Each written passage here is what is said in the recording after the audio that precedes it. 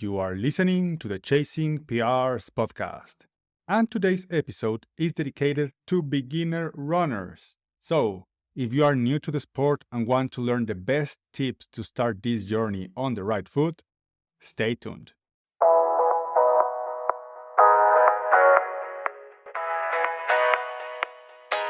Hi, we are your hosts, Rochelle Weeks and Diego Alcubierre. And with over 20 years of combined experience in coaching and physiotherapy, we created this podcast to help everyday runners who want to make the most out of their training and achieve new personal records while managing work, family, and life outside running. Welcome.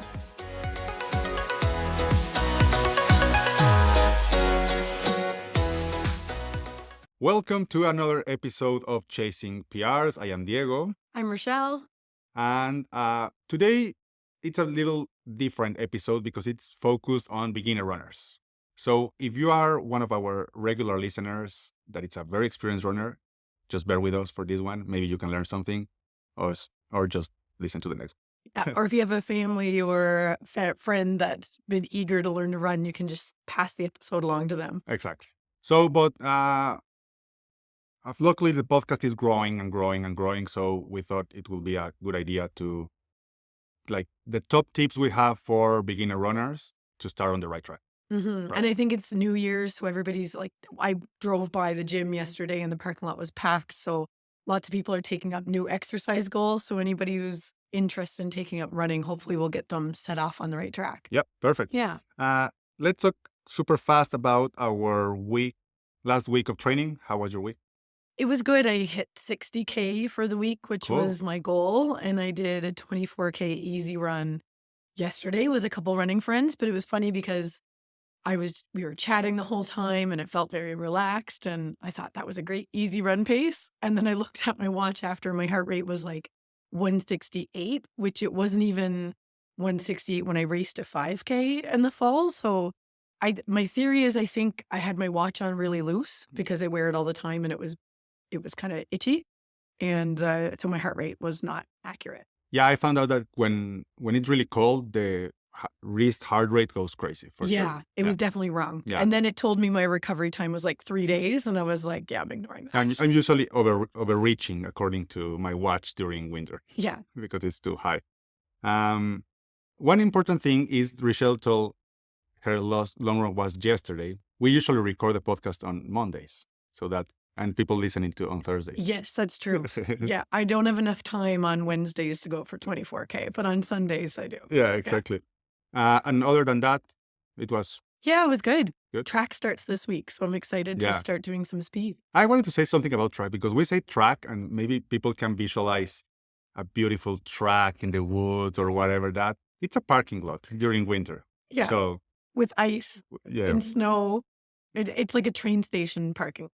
Exactly. So just so you can picture it, we say track, it's like we get together and run loops around that parking lot. Yeah. During winter, at least. And at least the loops are 400 meters. So that's very interesting. JR did a great job finding that spot for us. Mm-hmm. And they keep it really clear on winter. I think that's the main thing. That makes it doable. Like we can actually push the pace because otherwise we wouldn't be able to. It'd be too dangerous. Yeah, but we're starting to run fast this week. I haven't run fast, I think, since October. Me too. Since my marathon. Mm-hmm.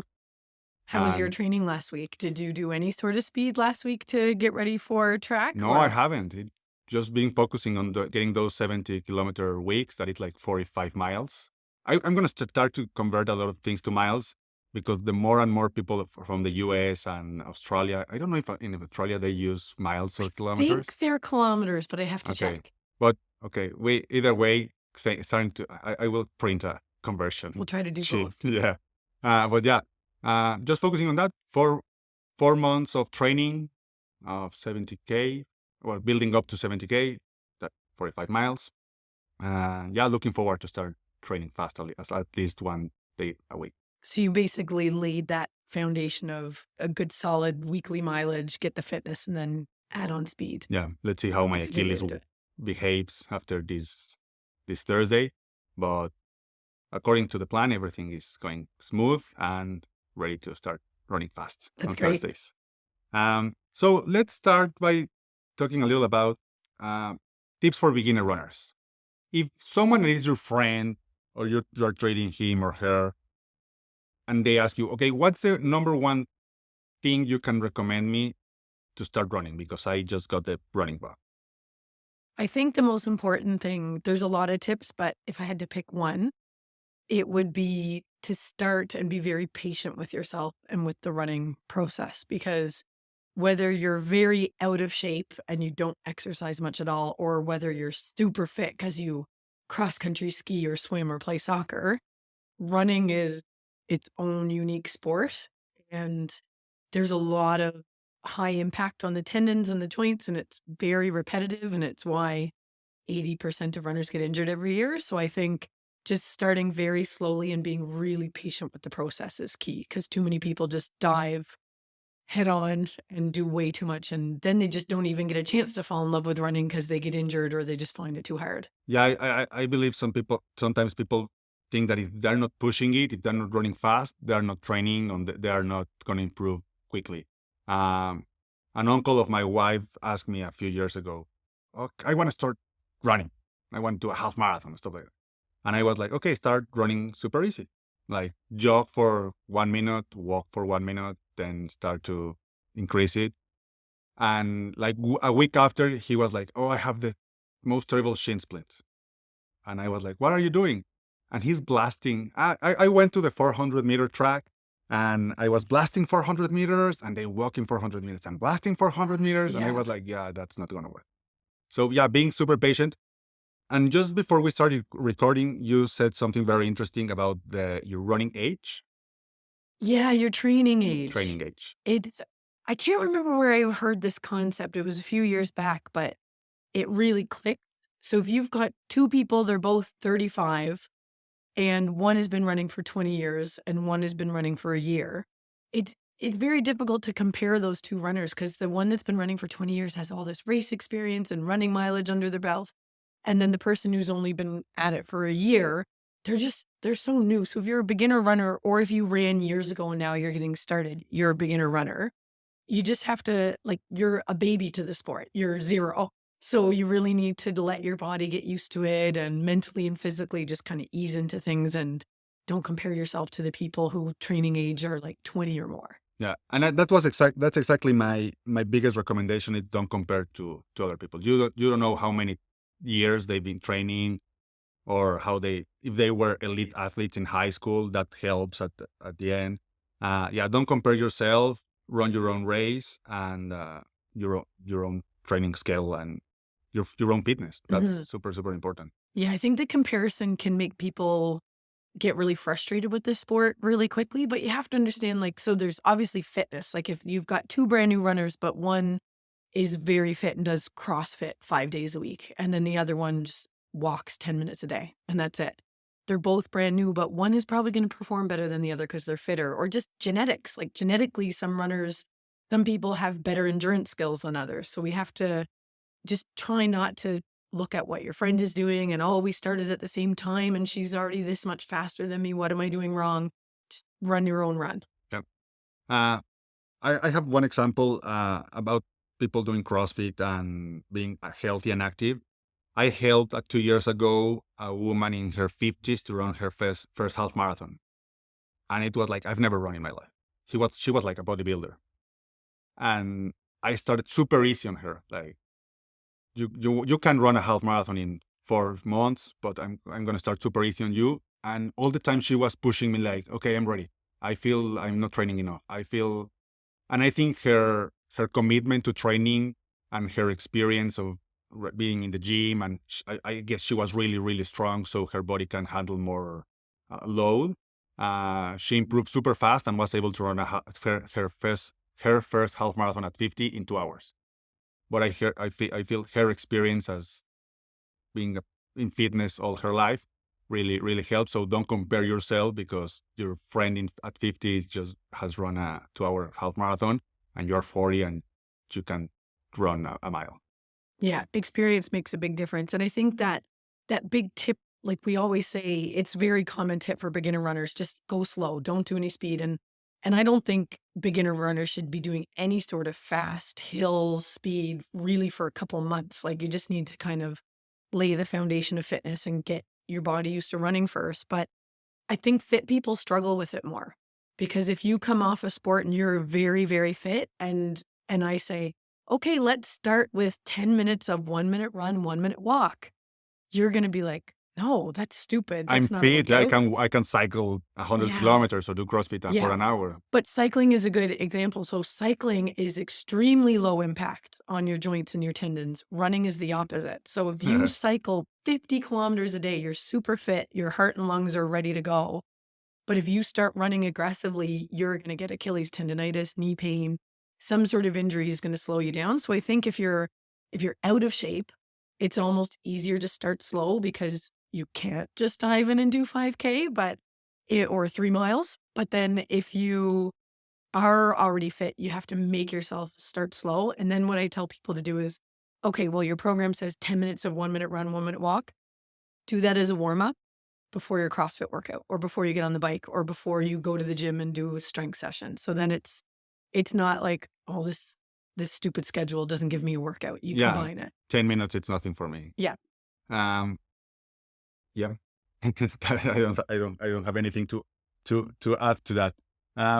So it's okay. What do you think?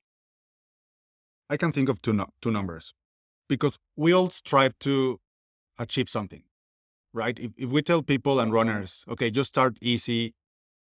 One, what does easy means? And two, what could be the first goal for people that it's just starting running? Because maybe the goal of running a 5K in 30 minutes or whatever time, it's the wrong goal. Mm-hmm. What do you think could be the goal that a completely beginner runner could have? I think just jogging easy 30 minutes. Yeah, exactly. Either without stopping, or maybe 10 in one. So running 10 minutes, walking 1 minute, that's okay too. But no time constraint, just 30-minute jog, build up to that. And I think we were going to add it in the show notes, or we can put it on our Instagram on the Chasing Purist podcast. Yeah, we've done both. The Running Clinic is a group out of Quebec, and they're excellent, and they have a phenomenal beginner running program that starts with 1 minute run, 1 minute walk, and it builds up to 30 minutes nonstop over 8 weeks minimum. Okay. So that would be a great goal, just to get through that program and enjoy running. Yeah, for sure. And I was thinking exactly about the same one. And the other one is like just starting to get those 150 minutes of exercise a week. Mm-hmm. Can really help. If they can't be 150 minutes of running, just start to add something at the beginning. Everything is going to add.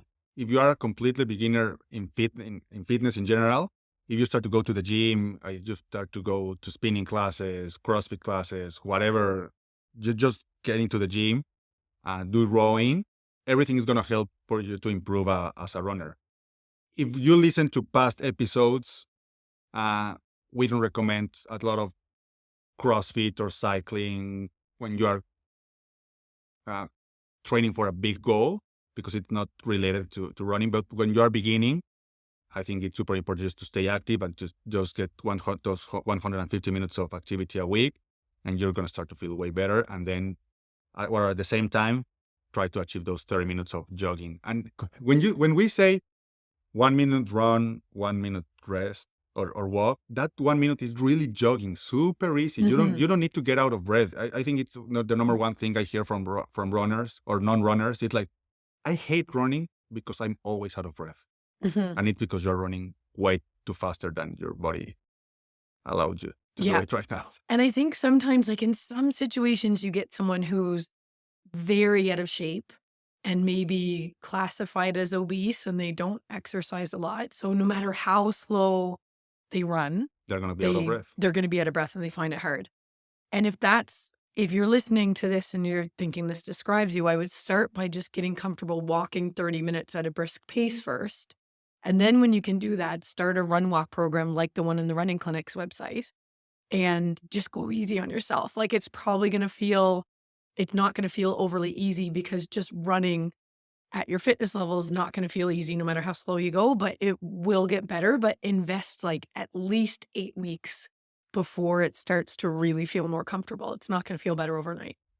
Yeah. If you're thinking of committing to running, give it 8 weeks so you can feel the benefits and see the benefits.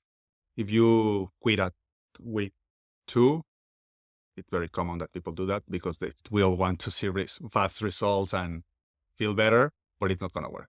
I think the only time people see quick results in running, they dive in way too quick and they start to see them and then they get injured. So don't do that. The other thing very common that, well, marketing is very big in this, but running shoes. We're all obsessed with running shoes. We talk here about running shoes all the time, and every beginner runner is obsessed with running shoes. Everyone is.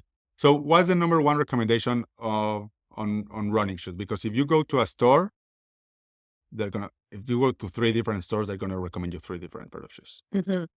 What will you say to those about running shoes? Yeah, I think there's a lot of researches has gone into running shoes and finding the perfect running shoe, and it doesn't exist. Everybody's different. So you just need to basically go into ideally a running shoe store with people who are comfortable talking about shoes and understand them. And you're new to running, so just wear what feels comfortable. Get them to give you like 5 or 6 different pairs in your size and put them on, walk around the store, run on the treadmill if they have one, and whatever feels most comfortable. Yeah. It's going to be a trial and error. Yeah. I remember when I started using New Balance when I started running, and then I've used like 10 different runs over the years. And to this day, I run in 2 or 3 different runs each week. It's going to be a trial and error. Don't get caught up on it. I think that's the number one recommendation I will give people. Any shoes will work. Any shoe. Yeah. And you just have to figure out what feels best. And your friend who's been running for 20 years might be like, you have to get Asics. They're the best shoe ever. Then you put them on and they feel awful. Don't buy them because your friend said they're the best shoe. You get what feels good on your feet. And don't go ask on a Facebook group. Yeah. I see that a lot on Facebook groups. Can you recommend me? I'm running and I have wide feet and I have a weak arch. And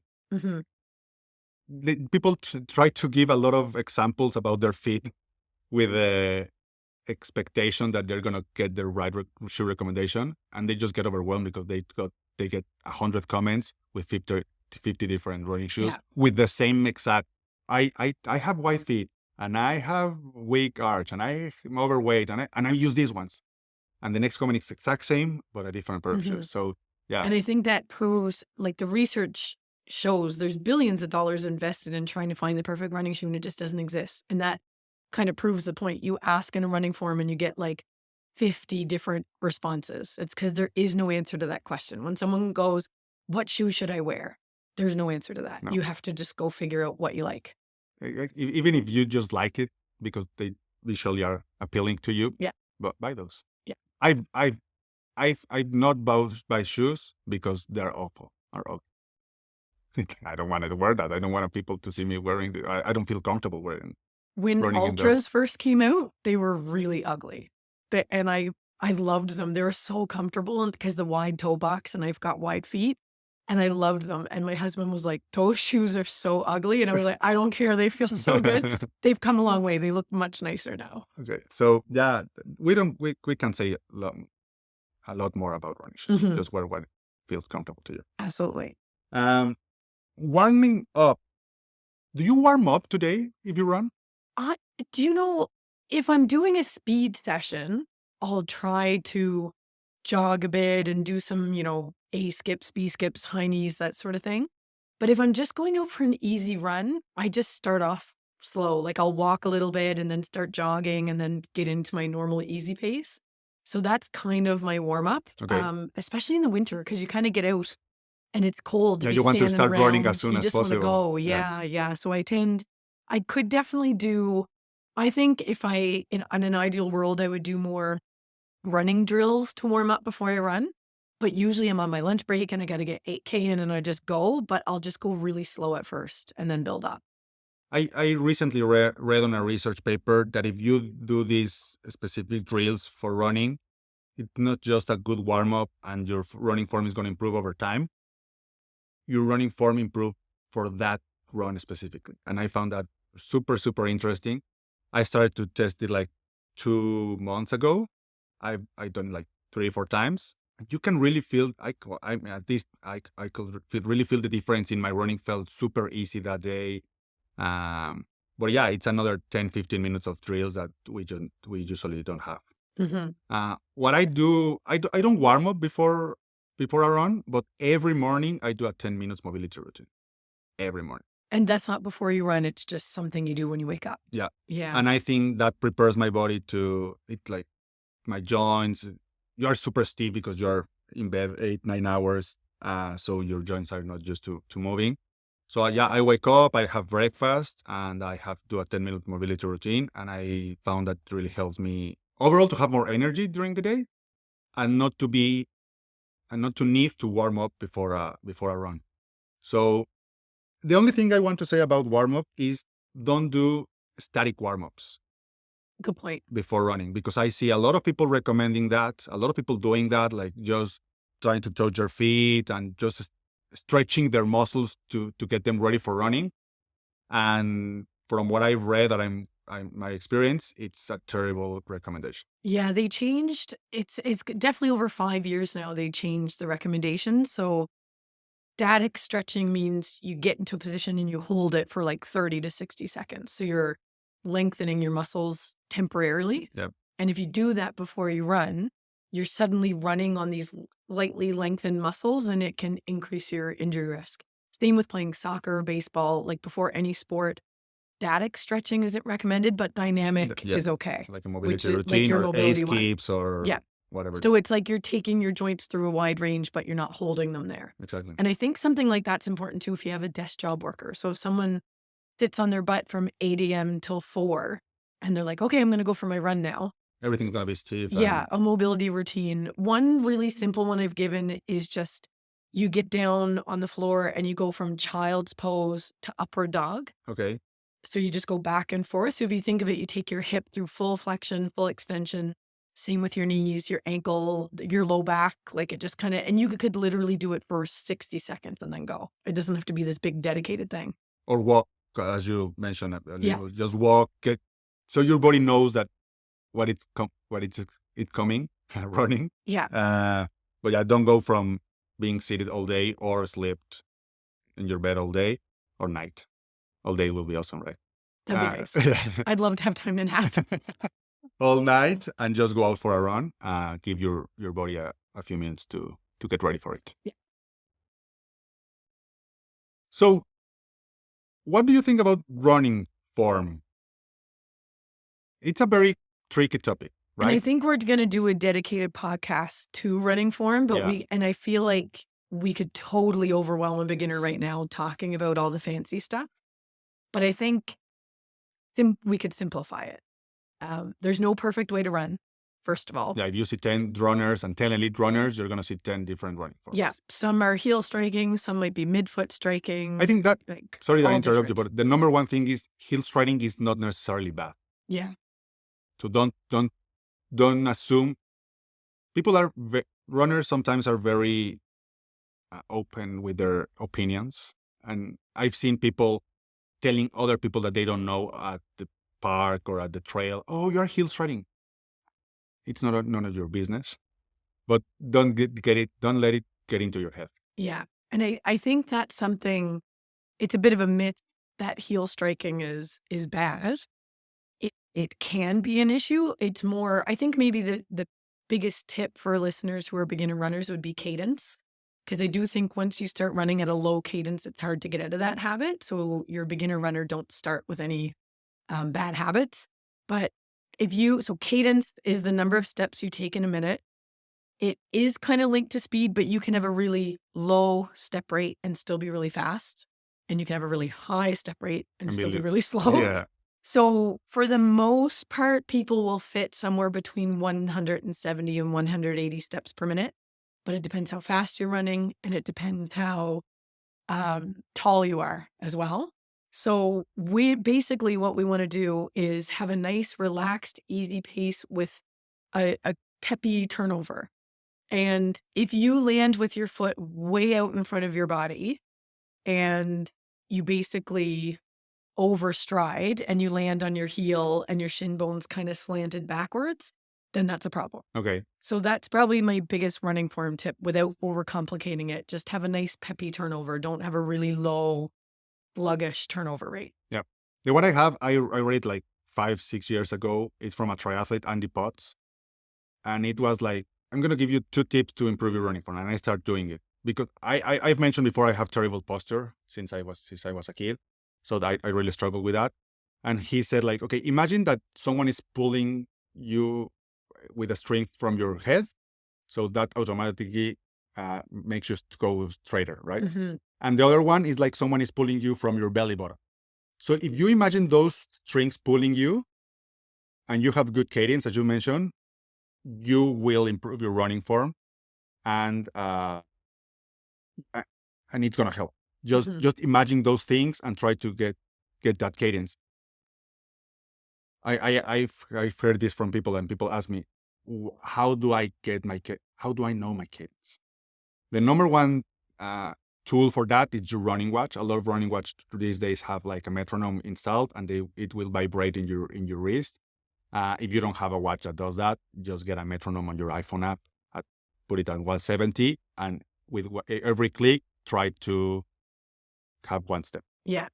And if you want to know what your cadence is naturally and you don't have a running watch to tell you, you can just count how many steps you take total in 15 seconds and multiply it by 4. But yeah, I think cadence is a good tip. And then I think the other thing I'll just mention before we go on to like fueling and hydration. If you learn to play soccer, if you're brand new to soccer, the more you play, the better you're going to get. Yep. If you're brand new to running, the more you run, the better you're going to get. It might feel unnatural and weird at first, but if you just stay consistent with it, it'll get better. Yeah, for sure. And even people that have been running for 20 years, the more they run, their running form improves because your body's super smart and it's always trying to improve and be more efficient. So the more you run, the more efficient you will become. I think the next one is a big one. Stay hydrated. If you start running, you're going to need more water than you're used to. Absolutely. Yeah. Okay, next point. No, I'm sorry. Drink water. Yeah, done. drink water. No, yeah, and we talked about a few episodes ago. Being hydrated is a great way to improve performance, and you're gonna feel you have way more energy. If you are not used to drinking water, it's a game changer. Mm-hmm. You're gonna be in the bathroom a lot, but yeah, that's true. There is some research too showing that being dehydrated increase your injury risk because your muscles and tendons are very much made up of water. So if you're dehydrated, you can increase your injury risk, which is already up if you're learning to run. So hydrate. I think that maybe the biggest tip with hydration too is like drink to thirst. Don't like buy this massive bottle of water and be like, I'm going to drink 2 of you every day. And then you're over hydrating because that's not a good thing. But if you're thirsty, drink and just kind of sip throughout the day and make sure. I know one big tip is when you pee first thing in the morning, the color should be like this pale yellow. So if you get up and pee and it's this dark yellow, you didn't drink enough the day before. Yeah. And I think I was just talking to my daughter the other day about over drinking water because and it's a big thing with triathletes. It can also cause injuries and like a heat stroke and different things just being overhydrated. I know we're saying like a ton of things today. Don't get overwhelmed if you are a beginner runner. Just pick 1 or 2. Just start running. That's the number 1. And then you add one of these thousands of tips we're talking about today. Add one to your repertoire, to your routine. Once you nailed that one, okay, now I'm going to add the next one. I'm going to add the next one. And before you know it, in 8 weeks or 10 weeks, you are drinking water. Mm-hmm. You have a great pair of running shoes because you already bought 10 and it's awesome and fun to buy running shoes and have a lot to choose from. You know you're a runner when your closet has mostly running shoes. Yeah. That's when you're officially a runner, no matter how fast you run. But it's super fun to buy running shoes. We have to say, I won't buy more running shoes for the next 3 months. I usually don't achieve that promise. Yes, because then you'll send a group text on this great super shoes deal. And then I'm like, looks like I'm buying a pair of runners. I can't pass a good deal for sure. Okay, stay hydrated. And the next one, it says here, we wrote, listen to your body. It's a very common suggestion, a very common tip, but I think a very hard one to follow because you don't know what to expect. Especially if you're really new to running, your body's going to feel weird. My body's telling me all the time, don't run. Yeah. I'm just going to sit on the couch and have potato My chips. mind doesn't want to run. Everything aches. I have niggles everywhere, so I'm not gonna run. What are the things that new runners or runners need to pay attention about listening to their bodies? I think, so as a running physio, I'll talk about the injury side of things, like knowing what pain is good and bad. So there's something called DOMS, delayed onset muscle soreness. So if you're new to running, you might feel your calf muscles and your quad muscles are stiff and sore the day after a run, or maybe like 48 hours after a run is usually when it peaks.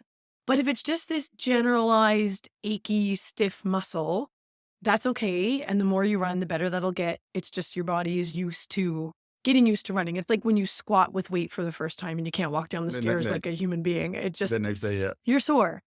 But if you run and then you're like, my Achilles hurts and it's localized and it's in your tendon, or your knee joint, like it's not your quad muscle on the front of your thigh, inside your knee hurts.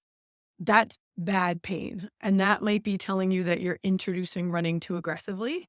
So maybe if you're following a walk program, you need to repeat each run twice before you move on. Or if it's 5 days a week, maybe do 3 days a week. Like, you have to play with it, but you want to catch those things sooner rather than later, because sometimes people just run through it, and then they can't run for like over a month. Yeah, for sure. And you will learn again with time what are bad pains, what are good pains. But one thing I can tell to runners is when I'm really running or training for a big race, there's always something hurting. Mm-hmm. My calves, my hips, my quads, everything going. Sometimes after a big long run, going up the stairs the next day, it's painful, but it's part of the job.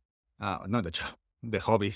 I wish it was my job. Exactly. I wish I got paid to run. I was thinking exactly the same thing. Then don't get scared, right? If it's a very, like you just mentioned it, a very specific pain that lingers for a few days and doesn't get better after the next run or after 48 hours, that's the one you need to pay attention. But other than that, expect to be in pain, comfortable. I have to say I like that pain because it's like muscle soreness. It means you've done something. It feels good, yeah. And you're adapting. And there's a lot of stuff out there saying like, oh, if you're sore, do this, do this, do this. There's not a lot of research to support the massage guns and all this. But if, get in a hot bath, make sure you're eating enough protein, make sure you're sleeping enough, hydrating, be consistent, and it'll get better. And if it's really sore, slow down a little bit. Maybe you're running too fast. Maybe you need to run every other day and give your body a break in between. Now you will learn in those 8 weeks to adjust a little your training, to scale back, to take a day off. And I think the other important one of listening to your body is your levels of energy and how well you are sleeping, because those are signs of overtraining. If you the first few days, even for me after a long run, I'm always tired, right? For the next few hours, or I wake up a little tired the next day, but it goes away. If it lingers, if you are really tired for 3-4 days and it doesn't go away, maybe that's the sign that you need to listen to your body and just take a day off. And if you start to sleep terribly, if you're not used to sleep bad and you are waking up, you are sweating too much at night, that's usually another sign of that you are overtraining, and just take 1 or 2 days off and everything will start to get better. Mm-hmm. Right? The next one, set achievable goals. We already talked about what good goals can a new runner have: 30 minutes of jogging without stopping, or those 150 minutes. And this one is really hard, especially if you have running friends or you're in a running group. You're going to hear these crazy goals of marathons and half marathons and fast 5Ks. Just set up realistic goals, because in my opinion, is one of the number one thing that why people overtrain, because they set up this crazy goal that out of the blue, like, oh yeah, my first 5K is going to be 30 minutes. And you set up those paces and you push yourself, and your body's not used to it and you get injured. Yeah, I find another one I see too, and I don't know why this happens, but runners set the goal of doing 5K, and then they do that and they're like, okay, now 10, now half, now full. And they've been running for their training age is like 1. So they've been running a year and they're training for their first marathon. And I'm kind of like, whoa, what's the hurry? Why not do a few 10Ks and then a couple half marathons? Like sometimes we're just in this big hurry to do more and get faster, when if we just slowed down and were more patient at each level before we progressed, they would do much better and probably enjoy the sport more. Yeah. And it goes with what are your long-term goals of running? Because if it's just running a marathon one time and never run again, okay, be my guest and just train for a marathon for 4 months. You're going to be miserable. You're not going to enjoy it. But you're going to have your marathon. You're going to gloat about your marathon. You're going to show everyone your medal. You're going to talk about your marathon. And that's awesome. But if you have a long-term goal of becoming a runner and qualifying for Boston or whatever big goal you have in mind right now, yeah, just take it easy. Sometimes people, for example, my first marathon was 3 hours and 3 minutes. And it was really fast, your first marathon. It was my first marathon. It was in 2018, but I've been training and running since 2013. Yeah, so it's not like your training age was, you were old enough that you were ready to And I've done that. a half Ironman at that point. So it's not like, it wasn't a miracle. I wasn't born a fast runner. It was just consistent training and not pushing my body through 30 kilometers, 20-mile long runs for 6-7 years. Yeah. So that's just to prove your point in a real world example. Yeah, slow down and think long term versus short term. Yeah. And the other one, I think if you get a coach, it's going to make your life easier. And because all the little tips we're telling you right now, they're going to be specific to you. You're going to ask your run coach about your running shoes, your hydration, your fueling, your strength training, how you can ask him or her your knee goals, and he can pinpoint, okay, that looks like DOMs, but that looks or feels here's like you need to go see a physio, you need to scale down. So all the tips we're telling you right now that you can learn from, if you get a coach, you can have a specific answer for your specific unique situation for all of these tips. And I think the thing with a coach, like you can get these online programs and you pick one out that you like the look of it, but it doesn't always start where your current fitness is. Usually, so ideally, a coach would say, what are you doing right now? And how often are you walking? Have you started running yet? And then they start where you are and they customize it. Yeah. As opposed to just pulling off some random 5K training program. I always tell people that the training program of a coach is like 1/3 of coaching. People think like a coach, their only job is to provide you a training program, and it's just like 1/3 of what a coach can do to you and on the benefits you can have. So a training program is a small part of a runner. All the other things we talk about here in the podcast, all the tips we talk about here are the other 66-70% that the coach can help you with. So I hate online programs. I hate them with all my life. Yeah. And unless you're really good at picking out what works for you and you find one that matches, but usually as a physio, a lot of runners come in injured and they show me their program and I look at their Strava as to where they were before. And there's just a big leap in between the two. Totally, for sure. Yeah. What happens if runners get bored? Yeah, there's, especially in the beginning, because I feel like now the highlight of my day is when I run. I don't often get really bored on a run. But when you're just getting used to running and you haven't had a chance to really, as I say, fall in love with it yet, it can be boring. It's like left, right. Some people, like my husband, for example, he runs with nothing. He doesn't listen to anything. He doesn't like to run with people. It's very meditative for him. He just goes off by himself and runs. But I think like a couple things you could do is either listen to music, listen to podcasts. There's so many good podcasts, running related and non-running related. And then there's good music out there too that you can go on Spotify and download different playlists. So for me, sometimes I go for a run and I'm in the mood to learn and I'll put on a physio podcast. Or I had someone the other day with like, say, an Achilles rupture, and I'll have a physio podcast on the Achilles rupture surgery and stuff. But then sometimes I just want to shut my brain off and listen to music or have nothing. But I do find music and podcasts help. Okay. Yeah. I find that if you are getting really bored and you're just trying to figure out how to run, maybe you need to think if you really want to be a runner. Mm-hmm. Right. Yeah, especially if it's persistent. Like if you've been at it for, I would say 6 to 8 weeks and you're still like, I'm really not enjoying this. Every run is boring. And it's okay to call it quits and say, okay, I'm not a runner. And Yeah. that's fine. We Lots love of other running. And you're things to do. strange if you don't like running. I'm joking. But maybe cycling or other sports. Yeah, there's so much out there that you can do. The why is very important. Don't be miserable just because you want to run, but you don't like it. I know a lot of people that doesn't like running, and it's okay. Absolutely. Changing your route, running through beautiful places can help a lot. There's this one ultra runner called Kilian Jornet. Have you heard of it? Yes, he's the best ultra runner ever, arguably, right? Yeah, and I heard one of his interviews, and he says like he believes. Obviously, the best in the world always say, "Oh, I'm not the best in the world. It's just I'm just doing it for fun and stuff like that." But it's like he really focused on the environment. One of his mental strengths or skills or what he's trained for is just to enjoy the environment. When you're a trail runner, you usually run through beautiful places.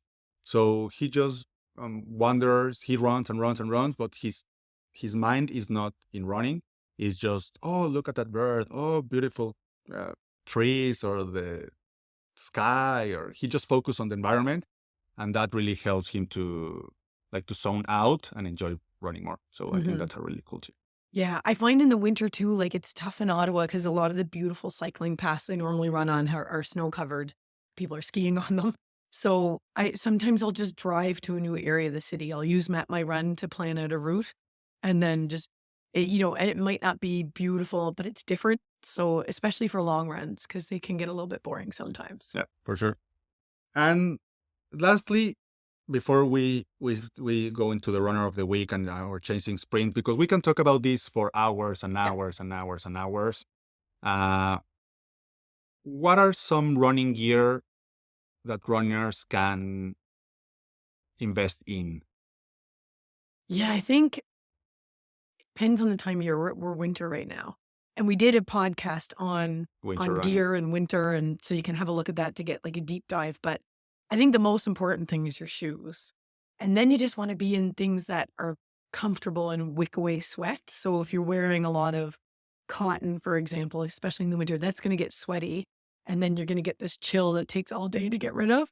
So I think, smart wool stuff or, the running fabrics that they dry fit material that just doesn't hold on to sweat, and just wearing layers helps in the winter, but just wearing things that are comfortable. And so for some people, running related. And running related. Yeah, I've seen people running in capris and polo t-shirt. Yeah. And it's like, you're not going to be very comfortable in a few kilometers. And maybe that can be the difference between enjoying it or not. And sometimes just getting if you're having a hard time embracing running or getting into it, go buy like a couple running outfits that you think you really like and they look really cool and they're colorful or whatever. But you're only allowed to wear them when you run. Can't wear them around the house, and then that can get you out the door as well. Yeah, because if you wear them all the time, I don't need to go running to enjoy my beautiful new outfit. Yeah, they're not allowed in the house. But then you kind of, especially if you're new to running, then you feel like a runner and you get out the door and you're kind of proud to be doing this new thing. Yeah. I had a friend she was in triathletes and she almost never came to train, but she always came in perfectly attired cycling triathlete outfits. Yeah. It was really funny. So we can talk about this for hours and hours and hours and hours. Just listen to the episode a few times if you are very new to running. Pick one thing to focus on at a time. If not, it can get overwhelming. And if you have any follow-up questions that you can want to ask us, just go to chasingprs.run. There's a web form there, and you can ask us anything you want, and we will do our best to answer your questions. And I'll try to take a screenshot of the Running Clinic's Run Walk program and put it on the Chasing Pairs podcast Instagram. Yep. So people can save it there. Awesome. Yeah. So let's go to our runner of the week.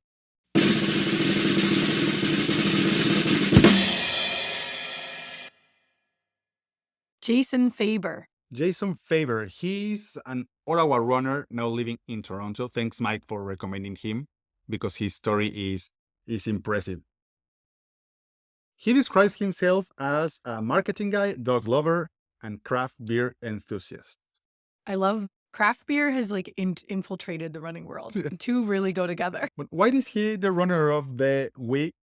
First, can you tell his last marathon time? Yeah, so the CIM California Marathon in December, he broke 2:30. He did 2:29:50. Yeah.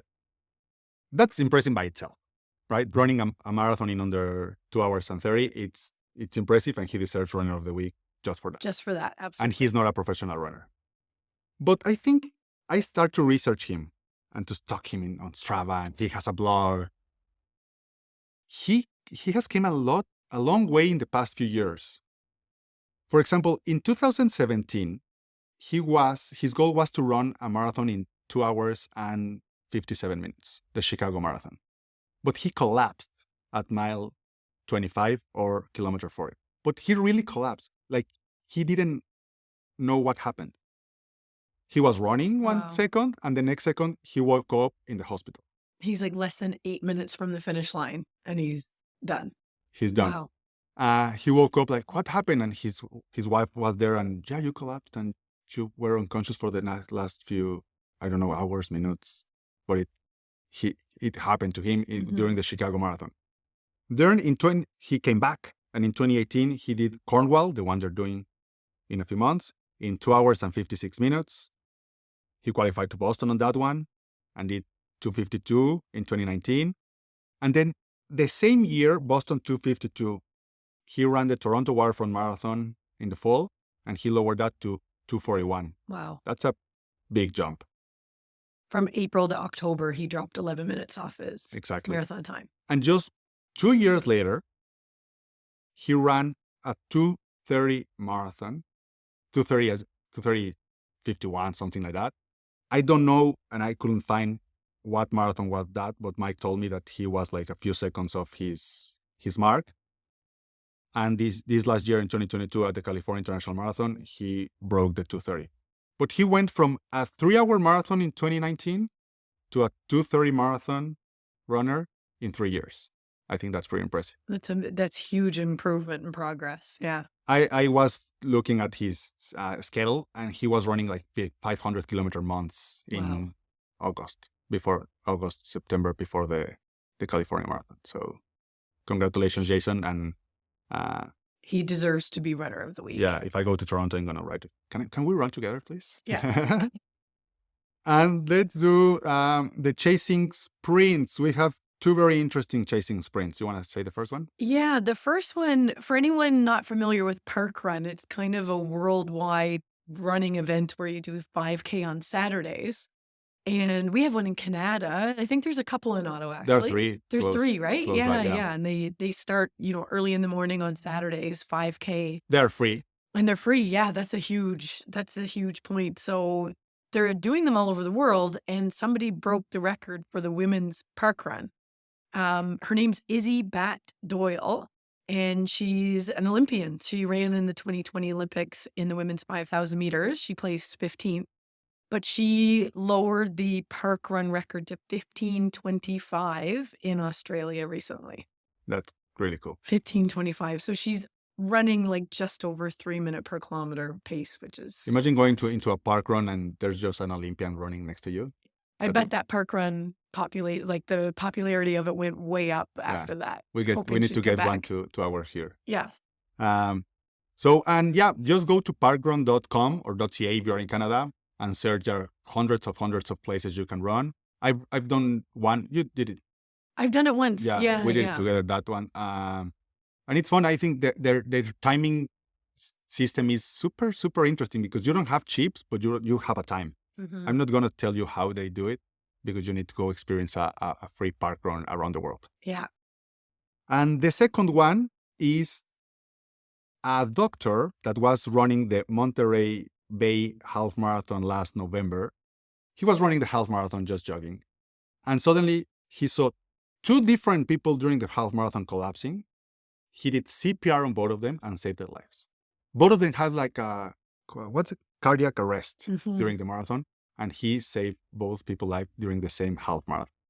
It's crazy. And he's a cardiologist, That right? was So super. he just happened to be, if you're going to have cardiac arrest, have a heart attack, and drop, you want to do it near not only a doctor, but a cardiologist. But imagine just saving one person. Okay, I'm going to keep running because it's my half marathon. And a few miles later, you have to save another person. Yeah. It's crazy.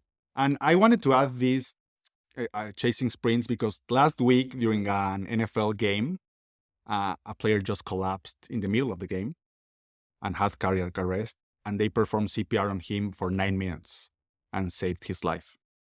And I think my point here is that knowing how to do CPR, it's a skill you want to learn. I remember when my kids were born, that was one of my goals. I need to know how to, what's the other one that when The Heimlich maneuver. The Heimlich maneuver, and I need to learn how to do CPRs. So I took a Red Cross course on doing it. And later, when with the Ironman coaching certification, they ask you to have the CPR certification. So that's a very interesting skill to have. It can save lives, your kids, a stranger in a half marathon.